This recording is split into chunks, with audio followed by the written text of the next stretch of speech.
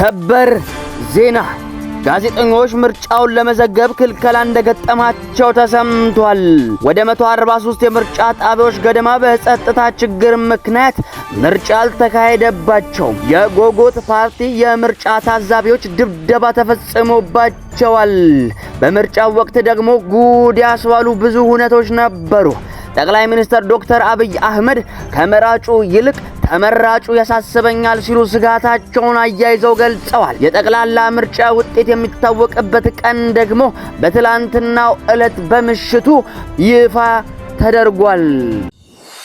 ዓለም ላይ በየዕለቱ የማይሰሙ ጉዶች የሉም። መሽቶ ሲነጋ ተውሎ ሲከረም በየሰዓቱና በየጊዜው አዳዲስ አጀንዳዎችና አዳዲስ ወሬዎች አሉ። ዛሬም ዕለተ ማክሰኞ ግንቦት 25 ቀን 2018 ዓመተ ምህረት ዓለም እንዴት እንዳደረችና ዓለም እንዴት እንደዋለች እንዲሁም እንዴት እንዳረፋፈደች ከዓለም ጉያ እስከ ኢትዮጵያ እንብርት ከተሰሙ ወሬዎችን እነግራችኋለሁ።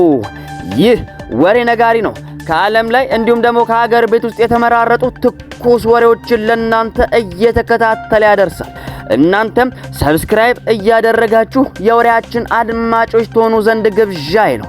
የዛሬው አጀንዳችን እንዲሁም የዛሬው ወሬያችን በአብዛኛው የሚያጠነጥነው በሰባተኛው የኢትዮጵያ ሀገራዊ ምርጫ ዙሪያ ይሆናል። አብራችሁኝ ትቆዩ ዘንድ የአክብሮት ግብዣዬ ነው። በዘንድሮ የሰባተኛው ሀገራዊ ጠቅላላ ምርጫ ጋር በተያያዘ የተሰሙ ወሬዎች ተቀዳሚ የምናደርገው ጋዜጠኞች ምርጫውን ለመዘገብ ክልከላ እንደገጠማቸው ምርጫ ቦርድ ማሳወቁን ተከትሎ ነው።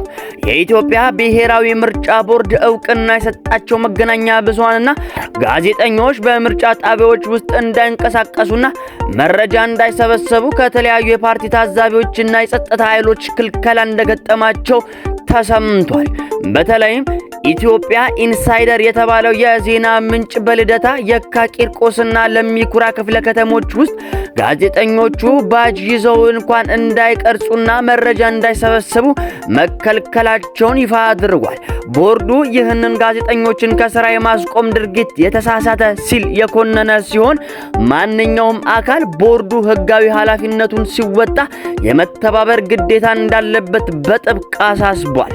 ምርጫ ቦርዱ ሂደቱን በነጻነት እንዲዘግቡ በአጠቃላይ 68 መገናኛ ብዙሃን እና 1815 ጋዜጠኞችን መዝግቦ መለያ ባጅ መስጠቱን ገልጿል። እነዚህ የጋዜጠኝነት ባጅ ያላቸው ባለሙያዎች በምርጫ ጣቢያዎች 200 ሜትር ንፍቅ ክበብ ወይም ደግሞ 200 ሜትር ራዲየስ ውስጥ ገብተው የመዘገብ ሙሉ ህጋዊ መብት እንዳላቸው ቦርዱም አስታውቋል።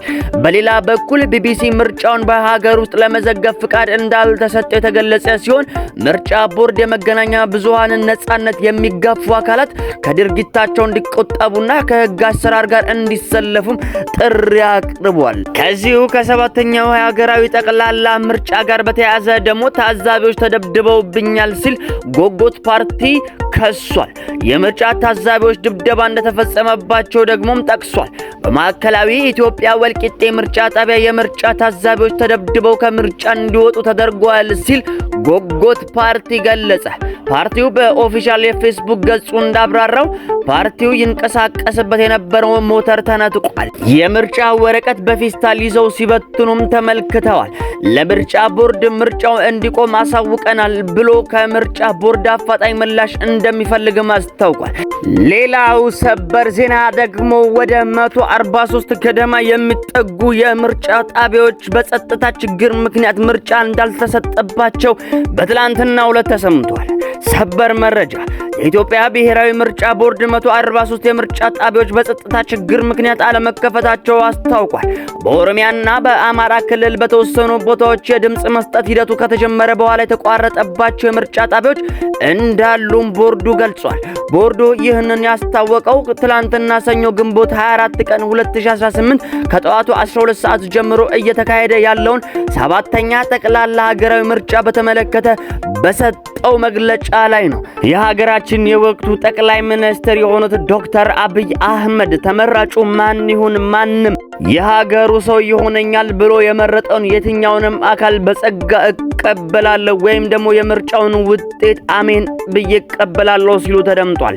እንዲሁም ደግሞ በተጨማሪም እሳቸውን በዚህ ሰዓት የሚያሳስባቸው ጉዳይ የመራጩ ህዝብ ጉዳይ ሳይሆን የተመራጩ አካል እንደሆነ በትላንትናው ዕለት በሰጡት ቃል አጽንኦት ሰጥተውበት ለሰባተኛው ጠቅላላ ምርጫ ድምጻቸውን ለመስጠት በበሻሻ ጎማ 2 ሀሮ ምርጫ ጣቢያ የተገኙ ጠቅላይ ሚኒስትር ዶክተር አብይ አህመድ አሁን ላይ እሳቸውን የሚያሳስባቸው ጉዳይ መራጩ ህዝብ ሳይሆን የተመራጩ ጉዳይ መሆኑን ተናግረዋል። ጠቅላይ ሚኒስትር ዶክተር አብይ አህመድ ድምጻቸውን ከሰጡ በኋላ ለጋዜጠኞች በሰጡት ቃል ማህበረሰቡ እጩዎችን ከመረጠ በኋላ የተመረጡት ሰዎች ህዝቡ በጠበቃቸው ልክ በመታመን እጃቸውንና ልባቸውን ንጹህ አድርገውና ንጹህ ሆነው ደከመን ታከተን ሳይሉ ይህንን ሀገር ታሪክ የሚቀይሩና የህዝቡን ውለታ ለመክፈል ዝግጁነታቸው ምን ያህል ነው የሚለው ጥያቄ ይፈጥርብኛል ብለዋል። ዶክተር አብይ አህመድ አክለውም እልህ፣ ቁጣ፣ ክርክር አሸንፋለሁና እሸነፋለሁ የሚለው ጉዳይ ሳይሆን ያመነን ህዝብ እንዴት አገለግላለሁ፣ ህይወቱን እንዴት እቀይራለሁ የሚለው ነገር ነው በዚህ ሰዓት ማሳሰብ ያለብን ብለዋል። የትናንቷን ኢትዮጵያ የዛሬ 5 ዓመት አናያትም። የተለየች የበለጸገች ሀገር ማየት ደግሞ የሁሉም ኃላፊነት ነው ብለዋል። ይህ ምርጫ በሰላም እንዳይጠናቀቅ የኢትዮጵያ ታሪካዊ ጠላቶች የሚዘውሯቸው ኃይሎች በስፋት ሲሰሩ ነበር ያሉት ጠቅላይ ሚኒስትሩ ኢትዮጵያ ውስጥ ዴሞክራሲያዊ ምርጫ ማድረግ አይቻልም እያሉ ብዙ ቢሞክሩም እንዳልተሳካላቸው ገልጸዋል። በስተመጨረሻም በትላንትናው ዕለት ግንቦት 24 ቀን 2018 ዓ.ም የሰባተኛው ጠቅላላው ሀገራዊ ምርጫ እስከ ሌሊቱ 6 ሰዓት በተካሄደበት ወቅት ምርጫ ቦርድ ይህ የምርጫ ውጤት ይፋ የሚሆንበትን ወይም ይፋ የሚደረግበትን ቀን በይፋ አስታውቋል። የሰባተኛው ጠቅላላ ምርጫ ውጤት የሚታወቅበት ቀን በብሔራዊ ምርጫ ቦርድ የጊዜ ሰሌዳ መሰረት የሰባተኛው ጠቅላላ ምርጫ የተረጋገጠ የመጨረሻ ውጤት ከግንቦት 27 እስከ ሰኔ 2 ቀን 2018 ዓ.ም ባለው ጊዜ ውስጥ ይፋ ይደረጋል ብለዋል። ይሁን እንጂ አጠቃላይ ውጤቱ ከመታወቁ በፊት ከዛሬ ማለትም ማክሰኞ ግንቦት 25 ቀን 2018 ዓ.ም ጀምሮ በየምርጫ ጣቢያዎቹ ላይ ጊዜያዊ ውጤቶች መለጠፍ ይጀምራሉ። በተመሳሳይ ከግንቦት 25 እስከ ግንቦት 29 ቀን 2018 ዓ.ም ድረስ በምርጫ ክልሎች ደረጃ ጊዜያዊ ውጤት ይፋ እንደሚደረግ ገልጿል። ምርጫ ቦርዱ ከየምርጫ ክልሎቹ ውጤቶችን የመረከብ ሂደቱን ከግንቦት 26 እስከ ሰኔ 1 ቀን 2018 ዓ.ም ድረስ የሚያከናውን ሲሆን ከምርጫው ዕለት ማለትም ከግንቦት 24 ጀምሮ እስከ ሰኔ 2 ቀን 2018 ዓ.ም ድረስ ባለው ጊዜ ውስጥ ማንኛውም አይነት ቅሬታዎችን የመቀበልና የማስተናገድ ስራ እንደሚሰራ ማመላክቷል። ስለዚህ ከተወሰኑ ጊዜያትና ቀናት በኋላ ይህ ጠቅላላ ምርጫ ውጤት ይፋ ይደረጋልም ተብሎ ይጠበቃል። ውድ አድማጮቼ ዓለም እንግዲህ እንደዚህ አድራለች። ዓለም እንግዲህ እንደዚህ ውላለች፣ እንዲማረፋፍዳለች። በተለይ ደግሞ ኢትዮጵያም የጠቅላላ ሰባተኛ ሀገራዊ ምርጫንም እንደዚህ በሰላም አከናውና ዛሬ ደርሳለች። በዛሬው ወሬያችንና በዛሬው ትንታኔያችን ትኩረት ያደረግንበት በስፋት የቃኘነው የሰባተኛው ጠቅላላ ሀገራዊ ምርጫ ይህንን ይመስል ነበር። ይህ ወሬ ነጋሪ ነው። በየጊዜውና በየሰዓቱ ከዓለም ላይ እንዲሁም ደግሞ ከሀገር ቤት ውስጥ የተመራረጡ እንዲሁም ደግሞ ትኩስ ወሬዎችን ለእናንተ ያደርሳል። እናንተም ሰብስክራይብ እያደረጋችሁ የወሬያችን አድማጮች ትሆኑ ዘንድ ግብዣይ ነው። እስቲ ጥያቄ ልጠይቃችሁ። እናንተ በትላንትናው ዕለት በሰባተኛው ሀገራዊ ጠቅላላ ምርጫ ማንን መረጣችሁ? በኮሜንት ሴክሽን ላይ ታስቀምጡልኝ ዘንድ ጠይቃችኋለሁ። ለዛሬው የነበረን ወሬያችን እነዚህን ይመስላሉ።